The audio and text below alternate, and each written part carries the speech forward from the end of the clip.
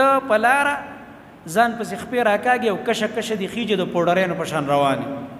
او سر دې داسې ټیټ کړی دی دا سټ دې ورته کوک کړی دی دا چل کې خلکو چې ډېر پرهیزګاره سړی دی پرهیزګاري نه په سټ کې ده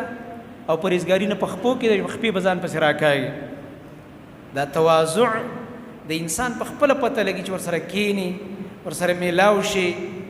د هغه خبرې هغې نه پته لګي چې سړی متواضع انسان دی دا معنا نه ده د دې آیت چې بعضې جاهلانو دا خیال کړی چې ګینې په لاره په مزه مزه ځي نه ځکه په قرآن اول عمل کوونکي څوک و نبي علیه السلام او صحابه کرام رضی الله عنهم هغوی چېرته داسې مزل نه دی کړی زمونږ د رسول الله صلی الله علیه وسلم نه ډېر عاجزه انسان نه و تواضع یې ډېره اوچته وه وایي تواضع یې دومره ډېره وه چې نبي صلی الله علیه وسلم به د ملګرو سره ناست نو پیژندی کېده به نه چې نبي علیه السلام پکې کم یو دی هغه د قوم یو سردار چې راغو که نه چې په تاسو کې هغه پیغمبر څوک دی ملاقات ته راغلی یم د نبي صلی الله علیه وسلم نوم یې واخست زه د هغه ملاقات ته راغلی یم نو صحابه کرام ورته وایي هذا الرجل الابيض هغه سپین سړی وګوره ښکلی ښایسته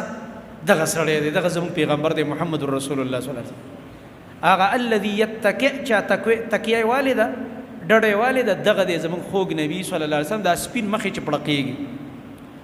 نو ګوره دا بار نه سړی راغی او پیژني یې نه ځکه داسې ورسره ناست دی دوستان چې دوستانو سره څنګه ناست نبی علیه السلام ځان له سره خاص تخت نه دی جوړ کړی چې یو تخت دی او په هغې د پاسه ناست دی او قالینونه غوړېدلي دي او داسې یو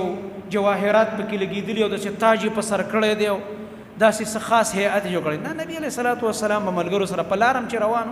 عام ملګرو سره یو ځای به روان اکثر به وي دا نور ملګري ځان نه مخکې کړه یعنې دونه عاجزي پکې وه نبي علیه السلام کې چې په لاره به روان هلکانو ملګرو ته ځئ تاسو هلکه مخکې شئ تاسو ځئ تاسو مخکې موږ درپسې یو نو وروستو ملګرو کې به نبي علیه السلام را روان داسې یو عجیبه انسان